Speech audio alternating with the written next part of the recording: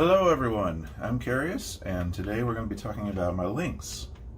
The Lynx is a really nicely designed bullpup pump action springer, fully homemade, 3D printed, designed by Dan of Orion Blasters. Link in the description to his stuff.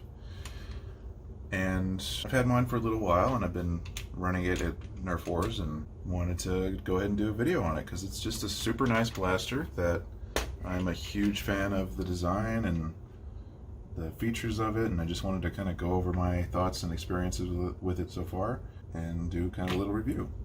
So the Lynx is, as you can see, fully 3D printed, homemade. It's a bullpup, meaning the magazine is behind the trigger, and that gives it a really compact form factor. You've got a barrel that is this long in a blaster that is like much smaller than say a Caliburn. Actually, for comparison, here is my original Caliburn, and you can see it's got quite a bit more length on it. It's got an extra half a foot, and this thing actually has a longer barrel than that Caliburn, which is pretty crazy. I had a couple issues with a few parts on this because I printed this in this glow-in-the-dark PLA, and it turns out that this stuff is very brittle when printed. And Dan does a couple neat things with some of these parts in the assembly. This trigger guard and the magazine release, he actually makes use of the fact that PLA and most printed plastics are fairly flexible, and you actually have to flex these out of the way in order to then snap them in place, and they're on there, and it's a really cool design. But this brittle glow-in-the-dark filament, every time I was asked by the instructions to flex a part, it instead just broke that part. So this trigger guard has been super glued back together. It's snapped right at the point where it interfaces here, but the super glue has held it pretty well. So it might be a little loose because of the fact that it was broken and glued back together, but it's holding. And the same with the mag catch. Right at one of these end notches, it just snapped right off as soon as I put it on, and I had to glue that back together too. But I imagine with most filaments that won't be an issue. So I'm a little wary of the rest of the parts in this blaster shattering at some point, but the cool thing about building your own blaster is that you can just replace whatever. So if this thing catastrophically fails, I will just print more parts and print them out of a more durable material, and then I'll be good to go. It's a super compact blaster that gives you Talon Claw to Caliburn style performance with a long shot sized spring, or you can put cut down Caliburn springs in it as well, or anything that'll fit into Talon Claw, I believe, will probably work any lengths as well.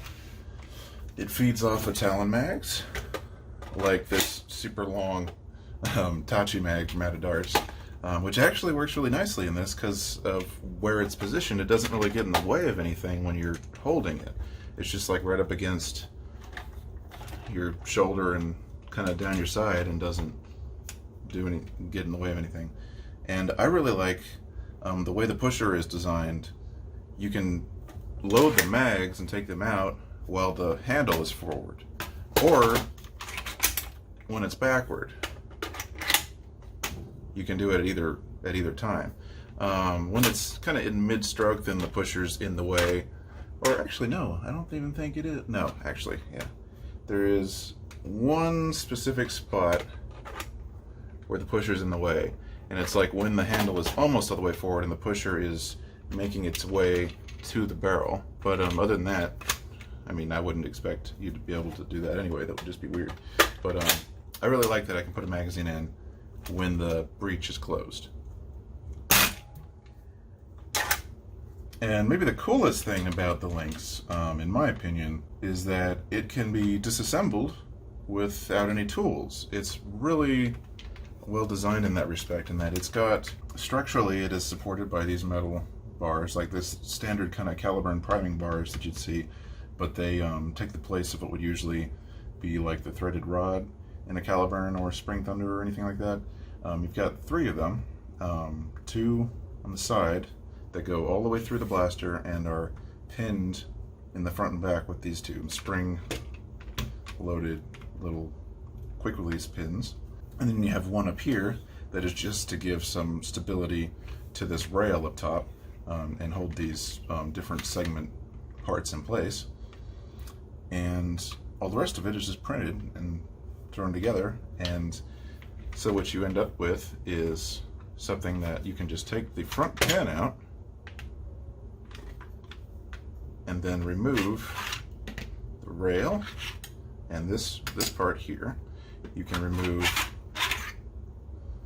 the pump handle and catch assembly. This is actually the catch, which moves back and forth to prime the blaster, and which and because of how that's designed, the blaster actually has slam fire. So if you hold down the trigger, as soon as you pull the pump back forward all the way, it actually engages the catch right here and fires the blaster. And you can keep going, taking it apart section by section here. The barrel can be removed by unscrewing these 2 thumb screws at the top here, and that just comes right out. It can actually be removed with the thumb screws without taking out any of these other pieces, which is really cool. You could swap barrels super easily if you wanted to. And so you can just keep going. Here's the trigger and handle assembly, kind of the main piece of the blaster. All the parts of the Lynx are designed and oriented so that they can be printed without any supports. So you can see the handle, for example, is split into 2 pieces, so that this main section just gets printed straight up and it's flat on the inside here, and then we have this section that attaches here and then screws into place, that then makes it a really comfy and complete handle without having to do some weird supported print, which is really cool. I'm a big fan of that design. And all you have to do to get to the spring, actually, let me go ahead and put this back in here. Just put this back together. And all you got to do to get to the spring is just pull out the handle and catch assembly here, and then you can just pull the spring out and swap springs without any tools or anything. You can even get to the plunger fairly easily. You could just reach in there with some pliers and grab it, or you can just remove the entire plunger tube just like that, super easily. But yeah, after you've removed everything here, you've got your extra shell piece, and this is the part, this is the only part that I had issues printing just because it's pretty tall, and this filament doesn't stick to my bed very well, it turns out, so it just completely knocked over and then spaghettied.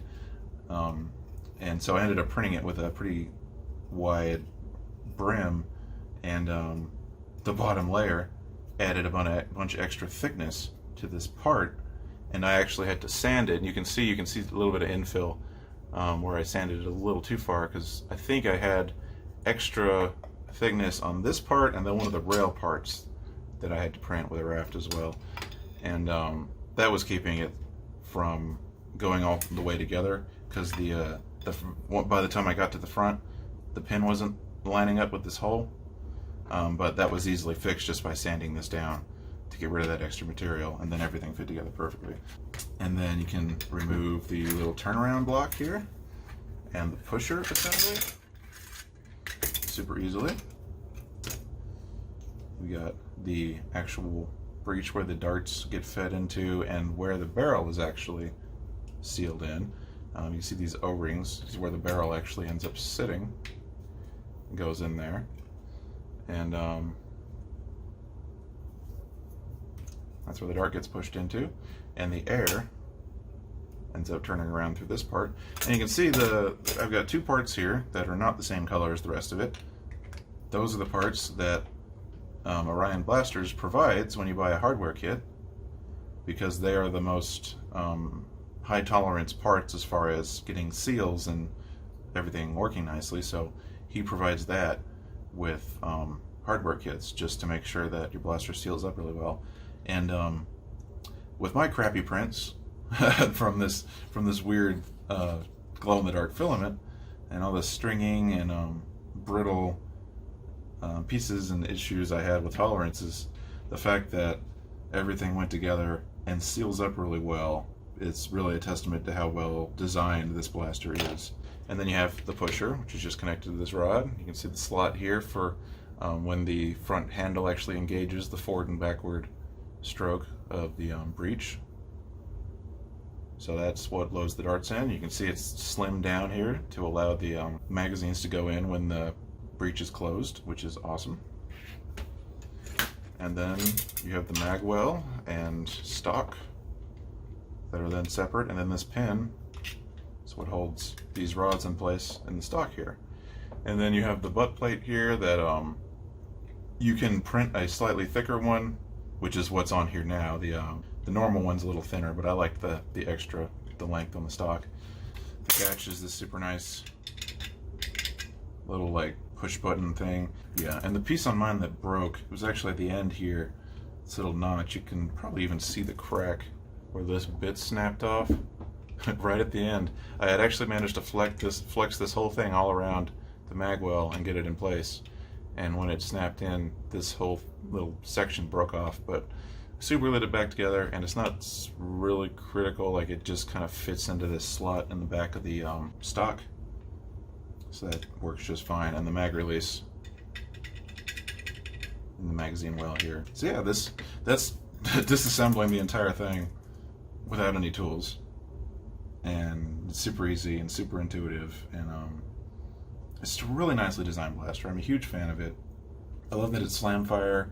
I love the form factor of it. The power it's got is really impressive, especially for its size.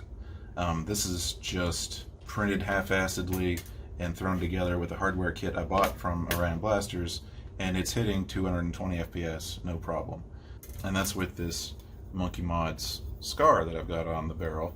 It's one that you could buy on Monkey Mods that Blaster Forge designed. Came in this little orange box. I have a couple of them, and I've never used them, and then it just it fit on the end of this barrel really nicely, so I'm like, I'll try that out. And it seems to shoot pretty well with that. So that's the disassembled Lynx. This handle, it's got a little wolf logo on it. I will put a link in the description to that on Thingiverse. Matches the Lynx really well and is super comfortable. It's got these separate panels intended to be separate colors, but I printed everything in this glow-in-the-dark stuff, so it's just all one color. But if you wanted, you could have the grip panel here be a different color pretty easily. You see your catch assembly back here, and the actual plunger rod kind of cage. This is where the plunger goes into, and it's just a guide for it, for then the catch to engage with the plunger, and then the spring will be caught in between these pieces, and as soon as this is back in the forward position and the trigger can hit that notch, the plunger fires, and it's just a really well designed, well thought out blaster. Okay, let's put it all together. Magazine well back in here. Throw the pusher. The pusher's in place. We have these two parts. I slide them in between the rails. You can put the pusher all the way forward to seat it up against the O-ring there.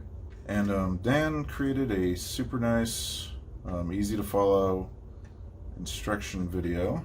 I was able to follow no problem. I had no issues with assembly that were the fault of Dan or the Lynx. It was all issues I had with my printed parts and my tools and such. Once I figured out all those little issues, the thing went together beautifully. Plunger goes in like that. There we go. That seals there. Then the spring goes on here. There we go. Slide this whole assembly on there. You can put the barrel on at this point, but there's no need to. I'm just going to put the rest of the parts in place. And here's where you can see this is the bar for the breech. You gotta flex that up a bit and lift it so that the handle gets seated properly like that.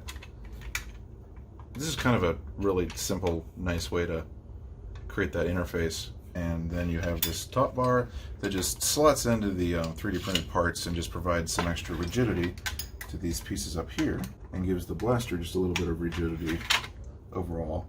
And more importantly, actually, it creates a surface that keeps the breech bar here pushed down against the handle piece so that it stays in place and actually actuates the breech properly. And then once you got all that in place, you just insert your other quick release pin and your blasters together, minus the barrel, of course, which you've got these 2 thumb screws. You can put the entire barrel in there, push it all the way down. You can feel it seat up against the 2 O-rings and the little turnaround piece. Then you screw down these 2 thumb screws and you have your barrel in place. Then the whole blaster is in one piece. What more can I say? It's a really cool design. It's really comfortable, really smooth, really sturdy. The only reason I feel like this thing is going to break is because of how brittle this plastic is that I printed with. And anything that breaks, I'm confident I can easily reprint and replace, and it will be no big deal. So the mag release part, you can have this extended mag release piece that you can print. I'm not a big fan of it just because I keep accidentally dropping the magazine because my hands are a little large, and just having you end up with these 2 buttons on either side of the handle. Actually, I can just install it really easily. So you can just take the stock out just a little bit, put this piece right here, make sure it slides into that spot on the mag release, and ta-da! You have your extended mag release piece in here, and it's on there solid. It's not going anywhere. It just slides right in there, and that gives you the option to drop the mag with your thumb, and that's super cool. I just kept accidentally doing it, so I would have the blaster and I'd be all kind of ready, and my hand would just push it back a bit, and my magazine, and especially since you can load magazines when the breech is forward, you can just drop the magazine right out the back of the blaster like a goober.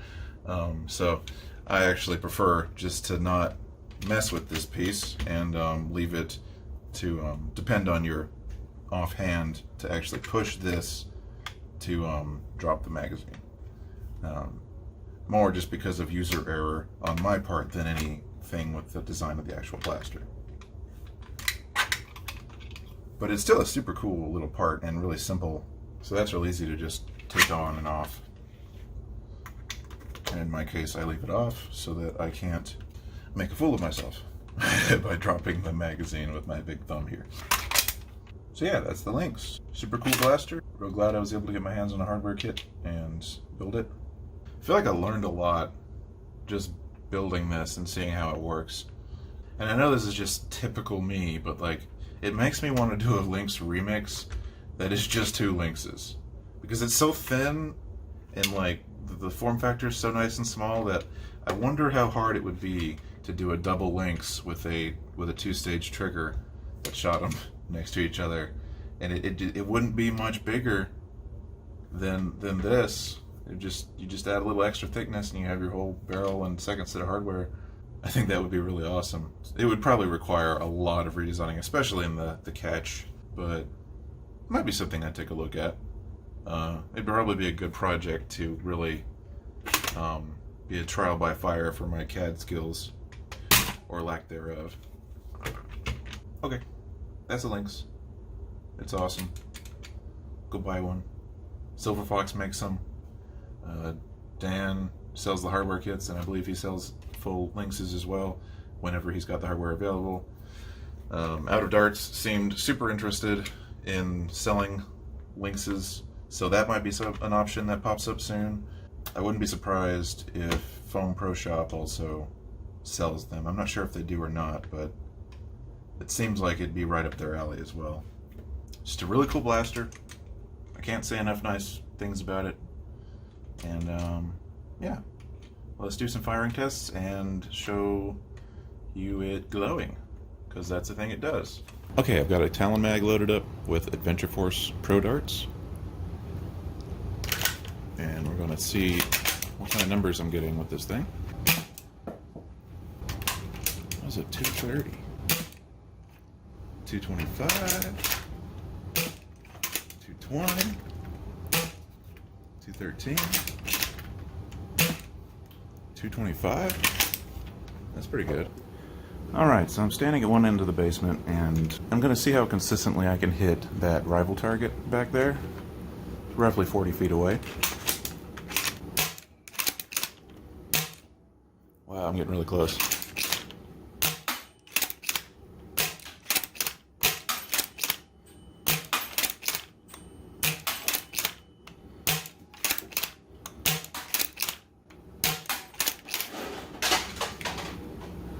There we go. Okay, so I put a UV bulb in this little lamp here to kind of charge the glow-in-the-dark filament on this blaster.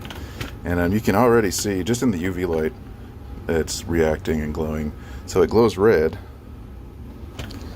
Kind of see if I can charge this a little bit more. Run it by the UV light. So it's kind of neat that even not in the dark, just under some UV light, you can tell this thing glows this neat kind of red tint. And the scar doesn't glow because it's not the same filament, it's just the Monkey Mods scar. So now that this is all charged up, let's turn the lights out and see what we got here. Woo! It's pretty bright on camera. It's a lot fainter in person, but it's still pretty cool looking. So yeah, we have this. And then on the other side, where it wasn't being charged by the UV lamp, we get this weird look to it. It's my glow-in-the-dark Lynx. Well, anyway, that's my Lynx. I'll put links in the description to Orion blasters and the files for this Foregrip, as well as if this scar is still being sold. I'll link to that as well. And I hope you enjoyed the video. I'll see you in the next one, and until then, this has been Carius reminding you to have fun.